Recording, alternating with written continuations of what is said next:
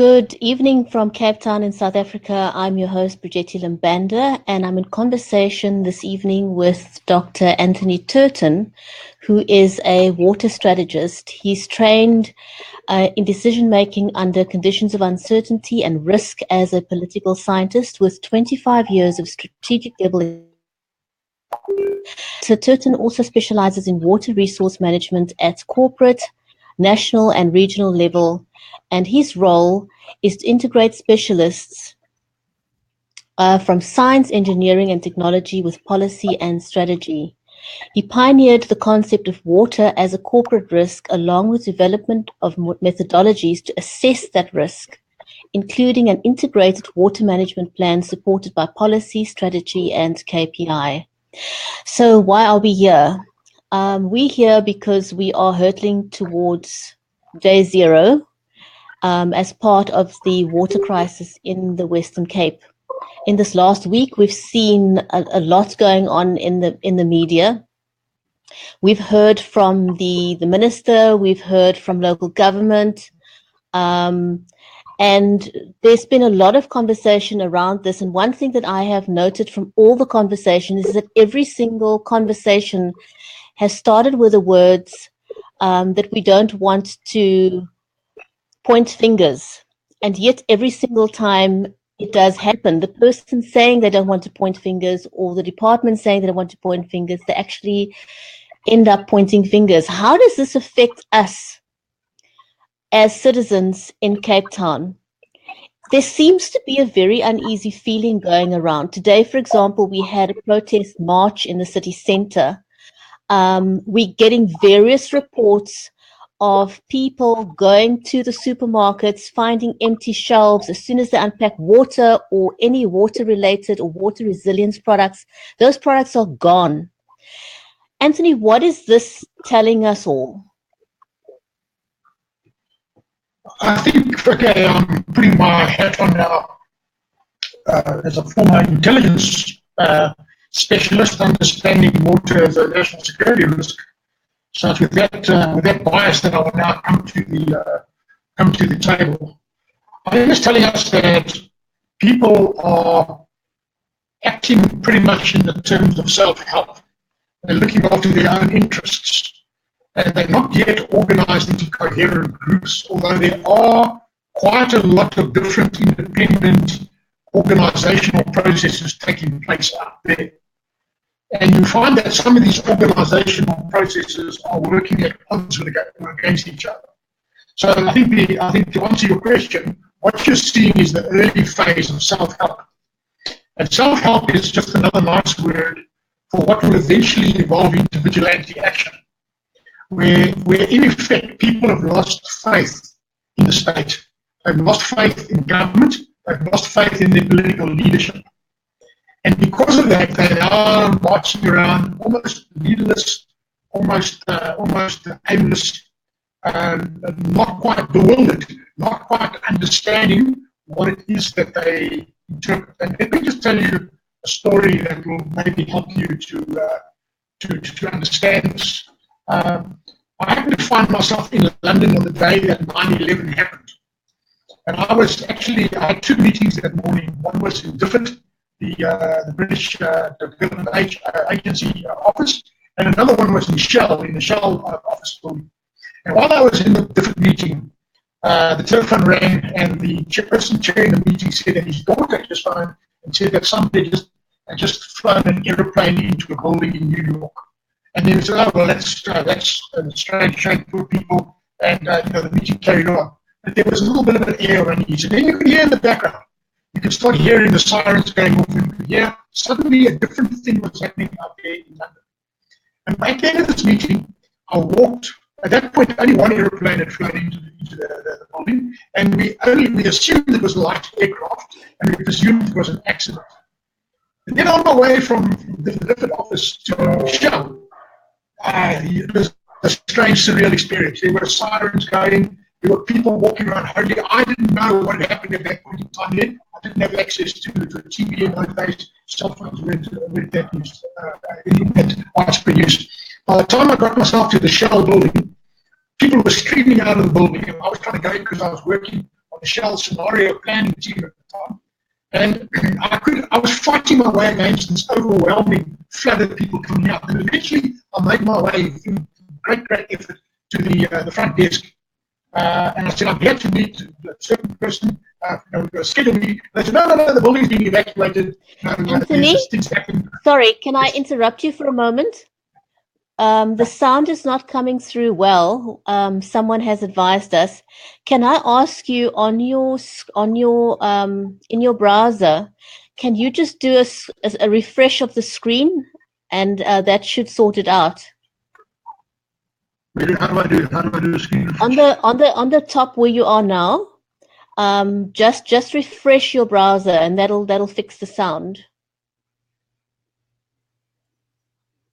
Just give us a moment while we have sort out the technical issue, because if the sound is not good, then you will lose the value of the broadcast. So just give us a moment. Our guest is returning right now. Let's hear if that has fixed the sound. Anthony, are you back with us? Yes, okay. Is that any better? I think it is. Can you, those of you who are watching, can you tell me if the sound is better? It does sound better to me. Are you able to hear better now? Can I just get an indication from someone if it's working or not?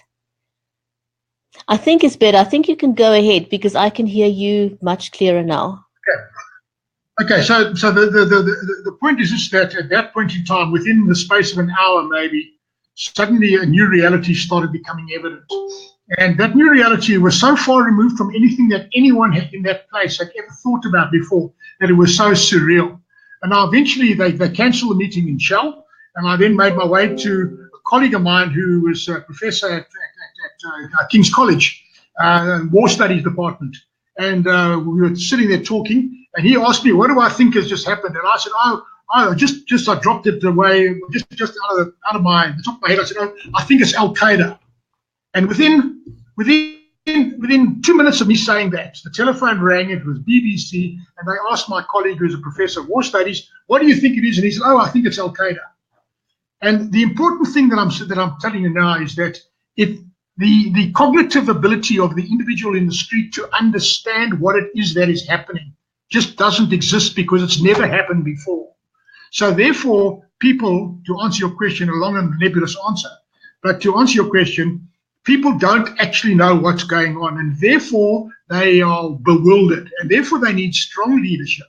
And in the absence of leadership coming from organized government, you are now getting leaders emerging, and these leaders that are emerging from grassroots are now doing what they think is the right thing, which ultimately might not be the same as what other people think is the right thing.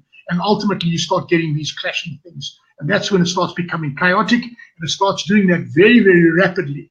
You get just that one trigger event, and this thing suddenly escalates into a whole different space. But that is, sorry, the long answer to a very simple question. So thanks for that. One of the comments here from Jacqueline is we need the community to work together in areas, and that's where you can have better overlook those who need help, and the young must be helped with assistance. So basically what that is saying is that communities need to organize themselves. Do you agree with that approach, or should that come from the city of Cape Town, and should they organize it, or should communities be organizing themselves? Well, should, would, and could are not the same thing.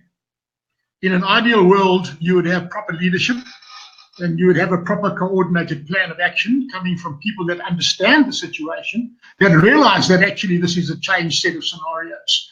Understand that the legal structure has changed, understand that the fundamentals are no longer the same. In the absence of that, then what do people do? They've got the right then to look after their own interests. We go back to the old state of nature. We go back to the pre-government era, and that is why we rapidly start going into a situation of anarchy and chaos, where every person looks after their own interest. So the ideal thing under those circumstances is to have some kind of control at local level, where at least there's a coherent structure, where people are at least working as a community to look after their own interests. but to also look after the sick and the elderly and the children and the infirm and those that can't necessarily look after themselves. And in fact, when I'm telling you this now, what I'm telling you now is that ordinary people are confused. I can tell you, business leaders are just as confused. My team of specialists is working with a whole bunch of corporates as we speak right now. We had a meeting this afternoon, a feedback meeting, to see where we are on the different projects. And I've just been informed by my team that one of the group of people they're working to, let's just say it's a factory that processes food, and their plan up until now has been to firstly build a whole bunch of big tanks. So my team asked them, so right now your big tanks are there, wonderful. Where are you going to fill the tanks up from when the water goes? I know they hadn't thought of that, okay? Then some bright guy in the boardroom said, oh no, don't worry, we've cut a deal with some tanker operator. They're going to be tankering water in. So then my team said, but okay, is that water SANS 241 compliant? You are producing food here. You are converting that water into food that people are going to be eating. You're a listed company, listed on the stock exchange. Can you now state categorically that your food will be produced to the same standard as it was before day zero? And they couldn't answer. Then my team said, are you aware of the fact that that tanker operator is getting water from a borehole somewhere that is probably not authorized and might well be shut off tomorrow as the government takes control, should the government decide to take control of these things? Therefore, where are you then? I know they hadn't thought of that either. So here you have a listed company, a group of executives in a listed company that clearly doesn't understand the fact that they are now entering into a contract with an illegal operator.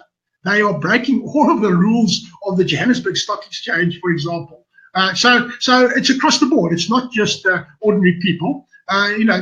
Boards of directors are also made up of ordinary people. They also can't actually comprehend these things. So we've got a general state of malaise, a general state of confusion, and people going in different directions. That is why I put out that public call to the political leadership to please get their act together, to stop pointing fingers at each other, to start actually showing that they are in control. Because if they don't show that they're in control, then I'm afraid to say then someone else will take control, and that someone might be what you want. Now, I have heard that, looking at some and look at the comments from government, local and national, I need to ask you a question. The constant rhetoric at this point from government, local and national, is that day zero is avoidable at this point in time. In your experience as a water strategist, I'm sorry for putting you in the spot here, but what is your professional opinion on whether or not we can still avoid day zero? When you make a decision to call a thing day zero, you run a model. And the model is based on certain assumptions. And the model is only as good as the data you have in the model, and it's only as good as the assumptions are. And so people need to understand what those assumptions are. So the day zero assumption includes the following: that every single citizen will only use the amount of water that they have been allocated, that they will not exceed that. Now, let me give you an example. I've recently been shown some water bills from informal settlements in the Western Cape. And these water bills are being paid for by other people. And they've asked my advice on these water bills, because this is, let's just say it's an act of kindness that these people are paying these water bills. And the water bills used to be in the order of 200 Rand a month. They've now suddenly gone up to between 12 and 20,000 Rand a month. Now, how is that? How is that possible? Well, I said, look at the numbers. Look at the volumes that are being, that suddenly a household, a family, an impoverished family that you are helping, that used to consume a small volume of water, is now suddenly consuming a vast volume of water. So what do you think is going on there? Well, people are selling the water. They're selling the water. They've turned their tap into an enterprise. Now, if you look at that, you see it's happening. I see people across my digital network are reporting that some shops, for example, are now also just turning on the municipal taps and they're selling the water. And then I pick up another bit of information. This is where the intelligence side comes in, because intelligence enables us to pick up little blips on the radar screen and filter them out from the background noise and make some coherent sense out of them. Might not be 100% accurate. Even if it's only 60% accurate, it's better than zero accuracy. So it might not be totally right, but it's a trend. So we are seeing this across the board. So, for example, I've seen some companies now that are starting to, in my view, take brand damage because they are clearly being seen by ordinary citizens that are doing their very best to comply. But more importantly, some people in my digital network have come forward and they said, they're not so stupid after all. They've done the maths. And they see that the fine that is going to be levied is a once-off fine. They would rather pay that once-off fine, buy a bunch of JoJo tanks, fill the tanks as much as they possibly can, which now hastens the onset of day zero. So to get back to your question, day zero is only possible if everyone complies with the rules. And we know from all the games theories, etc., that generally people don't comply with the rules. So day zero is real, and in all probability will happen before the date that is now being predicted, which means that we've got even less time to prepare. And therefore, as a professional person now, I'm in a dilemma. And let me share my dilemma with you. My dilemma is that on the one hand, I'm a professional and I'm committed to being honest and providing information that is not alarmist and not creating panic. On the other hand, I also am obliged to tell people what I think they need to know, because that's what I think they need to know. And if so I'm between a rock and a hard place. I don't want to paint a very gloomy picture that makes people suddenly panic now, but I want people to prepare for the fact that they should start maybe getting ready for when other people start panicking and start doing irrational things. So the bottom line is this: day zero is real. In all probability, we can't say factually correctly. So in all probability, it will happen before the date that they say it will happen. So people have good reason to be prepared. I think the last thing we want is for people to start panicking disproportionately, because that's not going to help anyone. It's going to create chaos, and it's going to get in the way of people that need to do things that's going to fix the situation. So we don't want mass chaos. That's not going to help anyone, correct? Absolutely, Joe. In fact, what I would like to suggest each person does is just do your own dry run. In your own home, turn off the main switch for 6 hours. Turn off the main tap for 6 hours and see what happens. If you own a business, if you've got a restaurant, or if you've got a shop, or whatever, turn the water off for 3 hours and see what happens. And it will give you an insight into what it is that is likely to happen. And let me just give you one. I picked up a tweet today, either tweet or something on the digital platform from Max de Pree. Now, I've got a very, very deep respect for Max, very, very profound respect for Max. And he was talking now about the sewage line. So here we got a guy who really previously knew nothing about this stuff. He's suddenly becoming very knowledgeable about it. And he's talking about his concerns that the disaster management planning hasn't looked after the whole idea of sanitation. Now, let's just think about that as an issue. Whether it is day zero or not, every single person will go to the bathroom exactly as they used to do every single day. Every single human will produce the same amount of waste that they've produced every single day. The only difference now is that there will be less water going through the system to flush it down the pipes. So in all probability, you already find now some of the sewers that are backing up because the volume of water is less, but the physical mass being moved is the same. So that's a simple scientific fact. So now day zero comes and people flush the toilets even less. Now what's going to happen? So if you do the dry run, just do it. Do it in your own controlled way. If you have a nursery school, do it in a controlled way. If you have whatever it is, do it in a controlled way. Just to at least prepare yourself. If you can do it as a little community, do it together, because it's going to be a learning experience. And I've just seen someone ask, Miranda ask about flushing with seawater. Please, whatever you do, do not flush with seawater. Because when you flush with seawater, you destroy the piping, you destroy the biological processes in the sewage works, you hasten the demise, you hasten the onset of the disaster. Under no circumstances should seawater ever be used in the way our current sewage management is going. If it works in another country, fine, great for them, because they've engineered the system that way. We haven't. I'm glad you answered that question, because it's a question that many people have asked. You know, one of the things people are saying is we're surrounded by seawater. Why are we having this water crisis in the first place? And obviously, when it comes to sanitation, people want to know, can they use seawater instead? So thank you for answering that question. Can I just add a bit to that, please? Okay.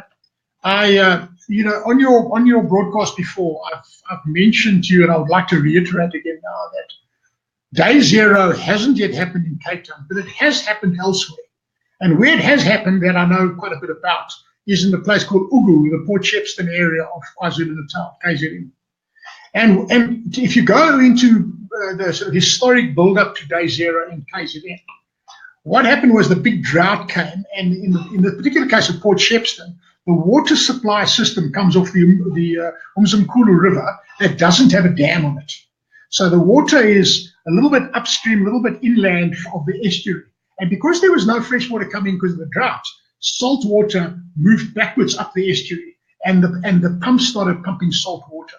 Well, what that has done to the entire Port Shepstone area is only now starting to become manifest. Geysers are now being eroded from within. But the most horrific of all things is that all of the soakaways, because that area makes use to a large extent of septic tanks, and at the other end of a septic tank you get a soakaway, or what's known as a French drain. And those are typically covered with a metal sheet, a sheet of corrugated iron. All of those sheets have now corroded away. And because they've corroded away, you're now getting sinkholes forming wherever these things happen. So I happen to be a trustee on one of the sectional title schemes where this is happening right now as we're dealing with it. So we're actually getting structural loss of structural integrity because of this. So, you know, these are the unintended consequences of using salt water. Day Zero has happened elsewhere, and we must learn those lessons and cascade them across. Thank you for that. That was one of the things I was going to ask you, because, you know, you've already, as you said, Day Zero, a form of Day Zero has arrived in Ugu. What are the things that people need to know? What are the things that they can expect in their everyday life? What are the challenges that they will experience on a day-to-day basis? I mean, when I say they, I mean myself included.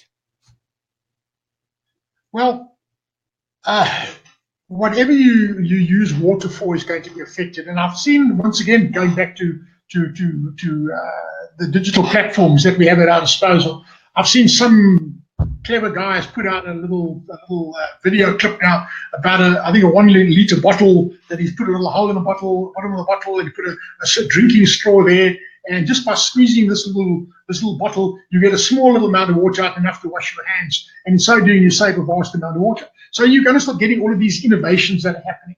But the bottom line is that I think the first thing that goes is sanitation and let's call it germ control, germ management. And you know, all of your pathogenic organisms that you took for granted before suddenly now become an issue. So if you've got small children, for example, that is a factor. If you've got elderly people that might have a weaker immune system, etc., this becomes a factor. Food preparation now becomes a factor, where you normally would have washed your food in a certain way, you now might not wash the same way. Then, of course, contamination of the water that you collect at a drinking point. You like to think that the water is of good quality, but it isn't always, because the system has been compromised. Somewhere along the way, the system is not like it used to be. So ultimately, the system is broken down. So let me just say this, that the one bit of good news I've seen coming out of Cape Town has been from the disaster management people. And I must say this, I haven't had much dealing in my professional life with disaster management people, but whenever I have, I've always been incredibly impressed. These are professionals. They know disasters. They know how to manage disasters. So my advice would be to the political leadership to understand that they've got two different work streams they've got to deal with, and separate these work streams. The one work stream is the disaster management side. Let the disaster managers manage that. They're professionals. They know what they're doing. But then the other side is the communication to the ordinary people that are now confused and that are now looking for guidance. So the communication side is very, very important. And we saw that absolutely catastrophic first interview with the Deputy Mayor of Cape Town a few days ago, where he refused to talk about day zero. Because why? That's a disaster management issue. But he should have made it clear up front that I'm in charge of this process now, and my decision has been that we are going to talk about communication on the one hand, and then we're going to talk about disaster management. The person to talk about disaster management is Joe Bloggs over here. Please don't direct all your questions to him. You only get one chance to make a first impression. And I'm afraid he blew it, and we then lost a lot of confidence, a lot of trust of a lot of people. So ultimately it comes down to answer your question. Every single thing is going to be done with less water, and people will be very surprised actually at how they cope. They will cope remarkably well, in doing more with less. But you may be going to smell a bit. Maybe you're not going to wash your hair every day. But when it comes to infection control, this is the important thing. Look after kids, look after elderly and stuff like that. That's the important part. Food preparation, terribly, terribly important. When you're buying food now from a food outlet, I don't want to mention a chain store, whatever, a retail outlet. Is there staff that is preparing and handling and packaging food? Have they washed their hands correctly? This is what you've got to start considering now. So you've got to start being a little bit concerned about because the whole system has been compromised in one way or another. Therefore, you can never ever say with any certainty exactly where the compromise is. And people are concerned about food preparation, for example. There's been an outbreak of listeriosis in Pretoria, Johannesburg. Is that something that we should be concerned about? Should we start seeing an outbreak of listeriosis in the Western Cape, in Cape Town as such? It's my understanding from the professionals that are working on the listeriosis case that they've done tests on the genetic sequence of the bacteria or the pathogen, and they found that there's very little variability in that sequence. So that suggests that it comes from one place only, and they believe it, as far as I'm aware, they believe it's somewhere in the cold chain. Some part of the cold chain has been compromised somewhere along the line. So I don't know. I don't want to make people afraid of that.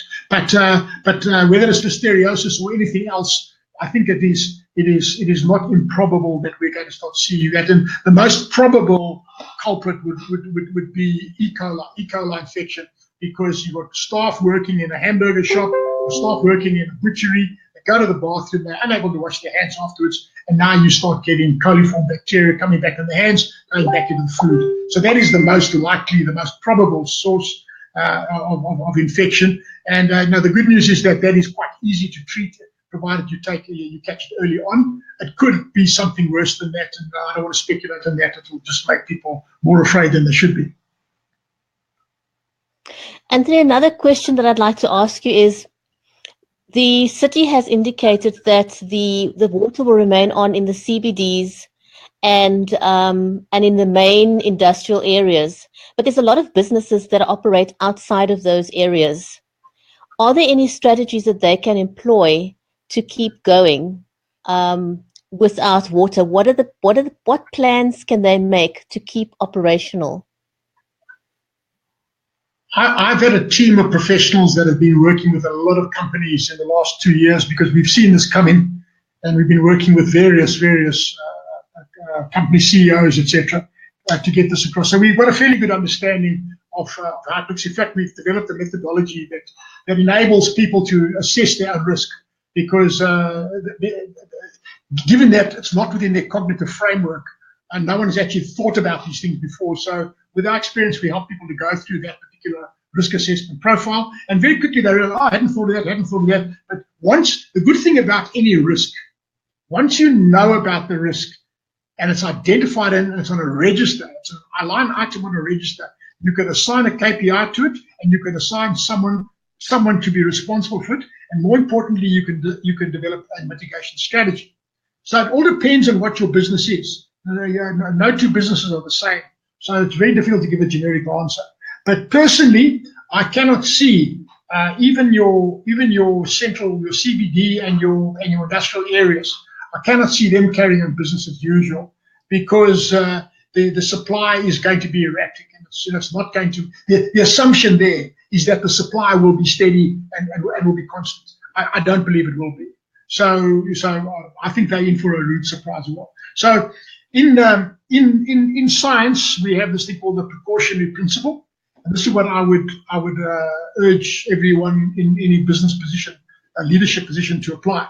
Assume the worst. Assume the worst. Hope for the best, but plan for the worst. And that's really the best advice that I can give. And ultimately, it comes down to having some form of backup water. So what my team has been calling an uninterrupted water supply. So just like on your computer, in the good old days when laptops first came out and computers suddenly died on you, and you lost all your memory and you lost all your work, well, then people brought in an uninterrupted power supply, UPS, which solved that problem. The same as with an uninterrupted water supply, and I've designed some, and we were hoping to manufacture them, and these things, the plans didn't quite come out. We couldn't get the backers. They all said, oh, that this wasn't going to happen. It was just some crazy idea. It wasn't going to happen. So those ideas have not come off the ground. We haven't been developing these UWSs, although we've got all the designs for them and we can roll them out very quickly.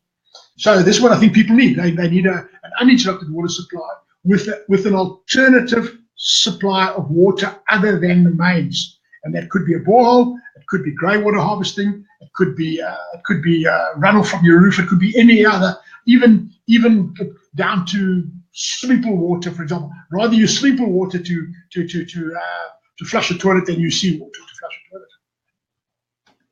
Anthony, one of the questions that I've seen quite often today and heard quite often in the last while is, what about stuff like the Argus Cycle Tour, the Two Oceans? A lot of people are feeling that we need to cancel this. Now, I have invited the organizer of the Argus Cycle Tour to a conversation like this, and that'll be happening shortly. I'm just waiting on confirmation of a date.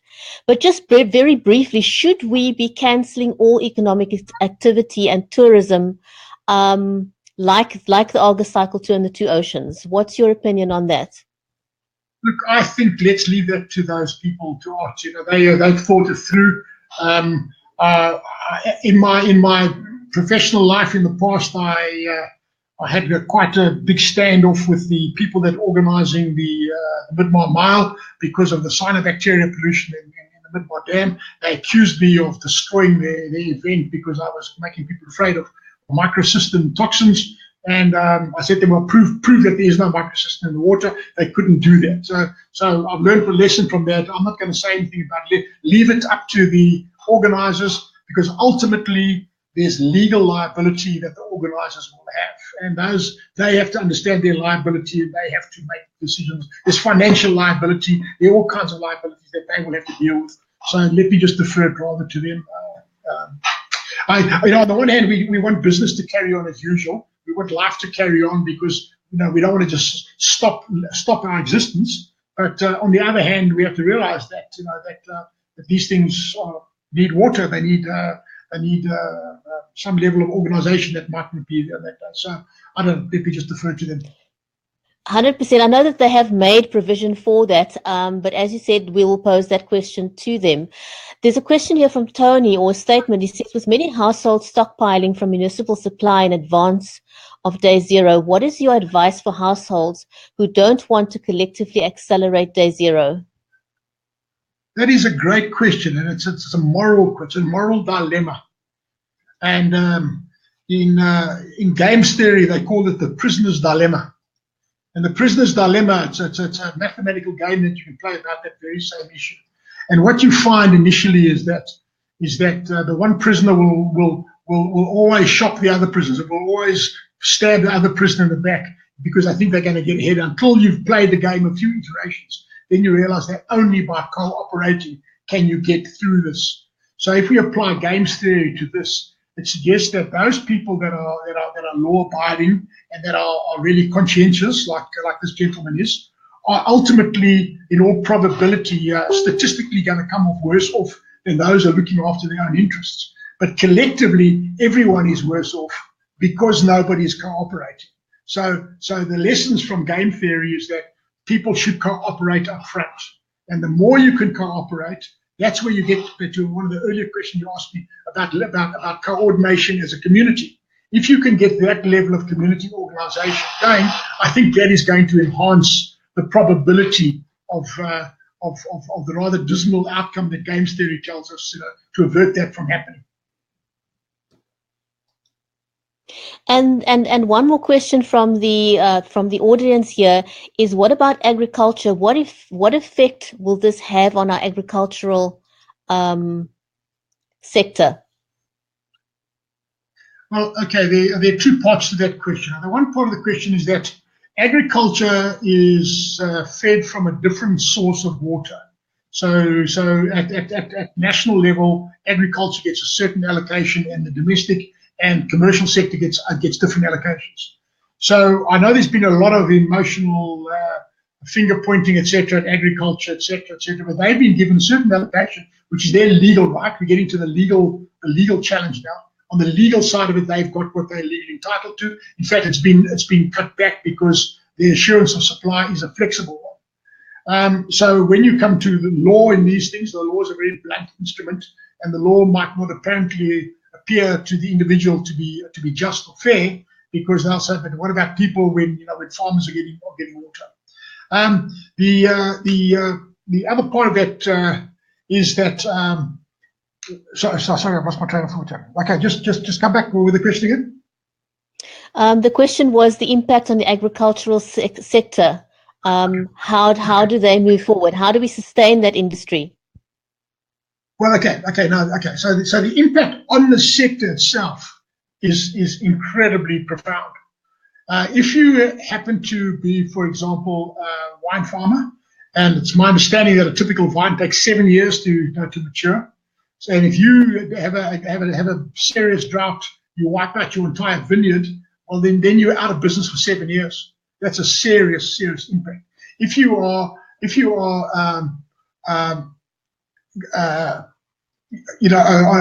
growing something else, deciduous fruit, or the deciduous fruit will also have a fairly long time because the trees have to grow and become mature. But if you're growing wheat or something like that, that's just an annual crop, that'll be different. So the impact will be different.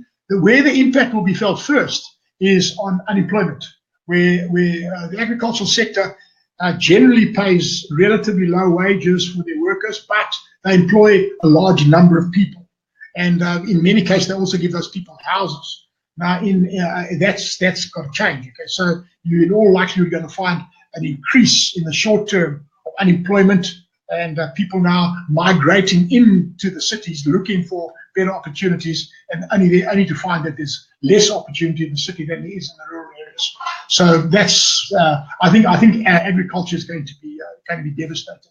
I see somebody just put up some numbers there on the agriculture thing. I didn't quite pick it up there, but the contribution to the GDP so that'll be interesting. Andrew, yeah, they are 20% of the GDP. So you see, Andrew, is that 20% of the GDP? Is that what we call the GGP, the gross geographic product of the Western Cape, or is that the national GDP? That number 20%. If you could just type an answer, it'll help us. Okay, let's just wait for Andrew to post a comment there. But in the meantime, I think you made a very valid point there. There's incidental consequences to the agricultural sector being crippled by the drought. We're going to look at mass unemployment, people not being able to feed their families because they're now unemployed, loss of housing. Andrew says for the entire country. Okay, so that's 20%. So 20% of the total GDP of the entire country. I think the national number, the rounded up numbers, they use about 61. Let's call it 60% of the total national water resource goes to agriculture. They contribute about 20% to the GDP. But that's what we call a sectoral water efficiency. But although it's a relatively bad ratio, what that ratio doesn't show is that it employs a huge number of people, and it's that employment of people that that will be magnified and amplified by this thing. Anthony, sorry, from the Ugu experience, there's another question I have. What impact will this have on our ability to provide medical?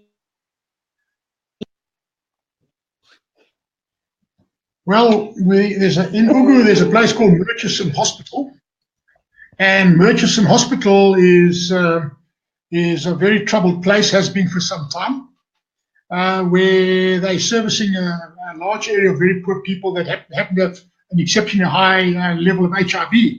And they've not been able to treat people properly. They've not been able to flush the toilets. Instruction has come from the head office that they must not put any toilet paper down the toilet, so people are discarding toilet papers in waste paper bins. Patients are defecating in the passageways. So it's, and in fact, there you see exactly the same fight playing out that you see now between national and municipal about who's responsible, because there you see the Department of Health saying it's not their problem, it's a water problem. You see saying it's not their problem, it's a Department of Health problem, or it's a municipal or whatever problem, okay? So nobody's taking responsibility and everyone's passing the buck. And I've now also been informed that the doctors there are getting increasingly distressed because they are in a dilemma situation, as I am when I spoke to you earlier on, the dilemma that a professional has to speak out when they believe it should be so. Medical doctors fall under the Hippocratic Oath, and there are medical doctors there that are saying we cannot, in all good conscience, carry on treating patients like this and remain true to our Hippocratic Oath. And they're speaking out, and they're now being disciplined as a result of that. So you're starting to get quite a significant backlash coming out of there, and we can expect a similar kind of thing happening in the Western Cape, although one hopes that maybe the Western Cape will have a different management structure that will at least respect the Hippocratic Oath that doctors take. Thanks very much, Anthony. Last question for you this evening is, what is your opinion on the new proposed water bylaws, if I may? Look, I'm not familiar with all the letter and the detail of the bylaws. You know, the devil's always in the detail of these things. But at a generic level, what I can say is that it is important that the state takes control. In fact,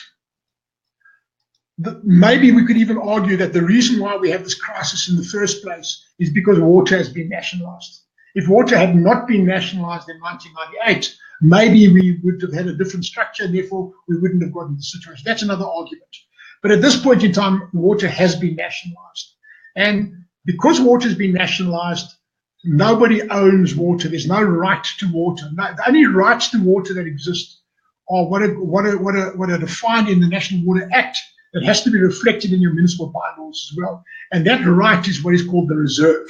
And that is reserved. And the reserve consists of two components. The first is the ecological reserve. That is the amount of water that the ecosystem needs to survive. And in this regard, South African water law is world class. It's the only law in the world that actually says that the ecosystem has a right to its own water. But the second part of the reserve is what's called the basic human needs reserve, which is 25 liters per person per day. And that is what people are going to be given under emergency circumstances. That's the only water that has a right to touch it. All other water is subject to an authorization. So it is my view, and I know it's going to be an unpopular view when I share this now.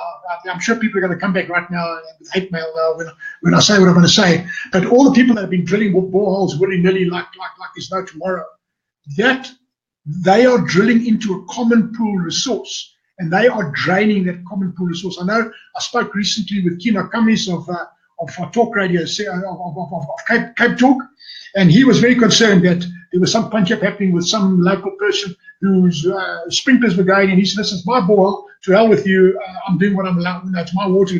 Go mind your own business." Well, it's not your own water. It belongs to the state. It's a common pool resource, and therefore, what is likely to happen, and in fact, what has already happened, the state has now clawed back control, and they've said that all these boreholes are illegal, and you've actually got to register them, and ultimately they've got the right to come and pour concrete down the borehole if they want to. They can close it down if they want to. So this is the reality of it. the municipal bylaws are merely there to protect the interests of the municipality on the one hand, but they're also there to protect the interests of the public, although the public probably doesn't feel that way because the public feels that they've been beaten up far too often on this matter. So that's what I can say there. Whether these bylaws can be enforced, whether the national government department can enforce this bylaw, etc., is another matter entirely. And getting back to some of these listed companies I'm talking about, they're saying, listen, they're just going to break the law because they don't believe there's going to be an inspector there that's actually going to say you can't do this now. So that is where we get back to the state of anarchy, sort of slow slide into a state of lawlessness and anarchy. And it's very difficult for a government to claw back afterwards. So generally, I think the advice would be that common sense need to prevail. We need to remain calm. We need to, as communities, I think the easiest way for people to get assistance would be through their local neighborhood watch, for example, because that's already an established way of communicating within the community. Because obviously, I think you could probably speak to it more than I can because you've got the experience. But one of the things when you run out of water, it becomes a security issue as well. I've already heard reports of people saying, that they have water stolen off their property. And I would imagine that this would become more of an issue once we run out of water. Absolutely. I've said it before on the podcast, and I'll repeat it again now. When you've got people that are hoarding water right now, you've already heard one of the listeners tonight ask the question about they want to be law-abiding, they want to meet the targets, but there are other people that aren't. So, what's going to happen is the good guys, the people that are trying to be law-abiding, are going to look at the bad guys, the people that are hoarding, and they're going to say, well, thank you very much, I'm going to have some of that. And they're going to steal it. So you start triggering this theft across the fence. And it's a totally logical behavior under those circumstances. So I think the best thing is to use the existing networks that are out there. So if there is an existing neighborhood watch, there's an existing cell phone number or WhatsApp group, well, let's just build on that. Don't create something new. Just build on what you have. But I think the very important thing is that in this crisis, start to turn the crisis into an opportunity to rebuild a sense of community. I think for far too long in South Africa, we've had a loss of sense of community. The fences are far too high around all of our houses. We don't know our next door neighbors anymore. These are not good things. So maybe this crisis is going to take us back to that situation. Anthony, I think the one thing that's going to come out of this that we can all agree on, and that we hope and we've started to see, is that innovation has been amazing. I've seen some amazing things that people have shared on social media. And my hope is that we can look back one day and say never again, and use this opportunity in a positive way. That I think you just mentioned it. We can use this opportunity to build on that sense of community that we've lost a couple of years ago because of high fences and security. And let's break down those walls and help one another. Have that spirit of community research once again. Anthony, thank you so much for your time. Is there anything you wanted to say in closing? No, it's a pleasure always to talk to you. You're talking about ingenuity. Let me just give you a little closing story. I'm supposed to be leaving for Canada this week to go and receive this award that was given to me if I can get my visa. That's another story. But one of the people that I'm going to be working with in Canada is an amazing scientist called Thomas Dixon. And he's an expert on ingenuity. He's written books. If you Google out there, Homer/Dixon and ingenuity, you'll see a wealth of his books that he's put out there. And one of his books is called Ingenuity. It published in about 2000. He's a professor and he supervises many PhD students. So he's got an able body of very clever people doing work for him. And one of the case studies that they did in Ingenuity was a famous crash, aircraft crash that took place, I think, in Nevada, but I can't remember the exact location. But this crash was an aeroplane, a DC-10. And what's interesting about a DC-10 is that the tail has got the ailerons at the top of the tail, not in the bottom of the tail. And that's an important aerodynamic thing. So this DC-10 lost control over the rear ailerons. And they could no longer fly. And they were falling out of the sky. And the two, the pilot and the co-pilot, now had to make thousands of decisions because all aerodynamics had been lost. They had to learn how to fly a brick. And they'd never been trained how to do this. But in the aircraft was a third pilot, a highly qualified, in fact, an instructor, who was on his way back from point A to point B. And he joined the cockpit crew. And what Homer Dixon and his team did was they analyzed the cockpit voice recordings after this incident. And they found out how many thousands of decisions had to be made, literally like a couple of decisions every second had to be made. And these guys had to learn how to fly a brick. They landed that airplane. There was loss of life, but they landed the airplane. And I think maybe about a third of the people died, whereas everyone was supposed to die as a result of that. So the important thing there is ingenuity happens on the cusp of chaos. We're seeing this now. Our job is to prevent the loss of life and just, to sit back, buckle up, Sheila, it's going to be a bumpy ride. But, your job is to make sure that you are not the victim. And your job is to reach out to your neighbor, be compassionate. We talk about the spirit of Ubuntu. Well, reach out and care about somebody else. I'm speaking to some people who tell me that they're scared. And I said to them, well, the way to manage your fear is to deflect it onto someone else and help somebody else. By helping somebody else, you don't have time to be afraid. And that's my advice to everyone. Reach out. Sioux City, you're right, Benoit. That's the one, the Sioux City. I forget what the flight number was, but that thing has been analyzed by Ted Homer Dixon. Yeah, Sioux City, yeah, that's correct, Benoit. Entirely the Sioux City crash.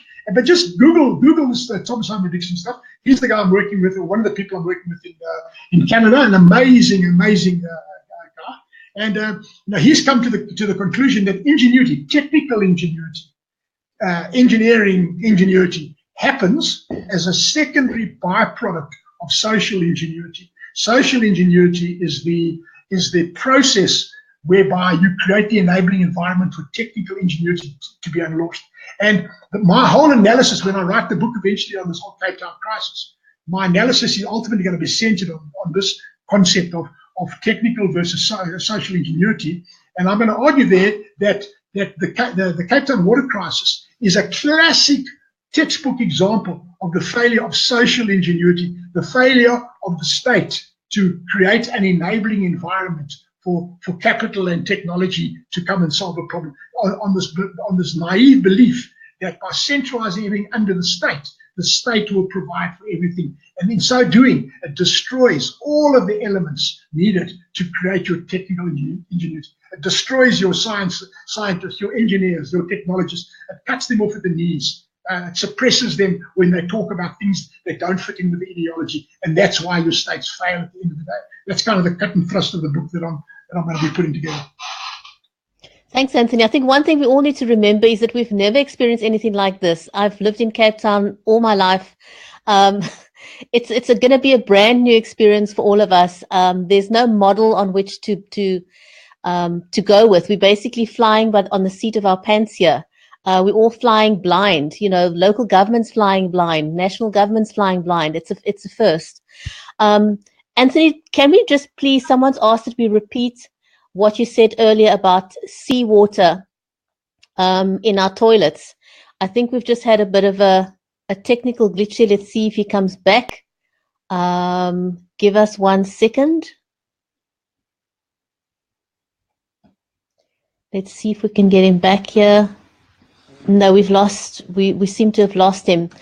With regards to the question of using seawater, the advice from Anthony was not to use seawater because it will add to corrosion in the pipelines.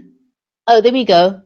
Yeah, the question was, what you said about seawater, whether or not we should be using that for our toilets in the absence of potable water. And obviously, the big concern for people here with the sewage system and the toilets will be that when we are reduced to using 25 liters per person, you're going to try and recycle that water as much as possible.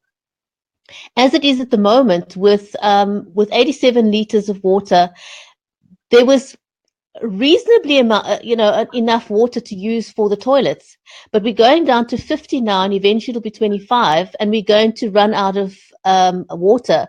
So the question was, can we use seawater? Some people joined later here. Can we use seawater to flush our toilets? Could you repeat that bit again, please? Okay, yes. Look, I lost you there for a while, so I didn't hear everything that you said, but I'll pick up the last part about seawater.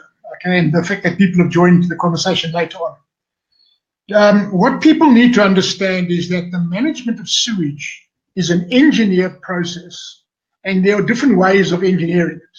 The way we've done it in South Africa is with what we call an activated sludge process, which makes use of bacteria that consume all of the wastes, and in so doing, they create gases and what have you. But ultimately, it's a bacteria biological process, and that biological process results in activated sludge that gets fed back into the system to seed the system to get the bacteria and the bugs going faster, okay, to breed faster. There's certain phases of this thing. Some are aerobic in the presence of oxygen, and some are anaerobic in the presence of the absence of oxygen. The reason being that you now got different phases to destroy your ammonia, your nitrogen, etc. Some need oxygen, some don't. So without going into all the details of that, the important thing that people need to understand is that it's a biological process that we've used in South Africa.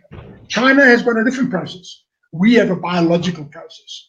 And our biological process needs bugs, it needs microbiological organisms that eat up all of our waste.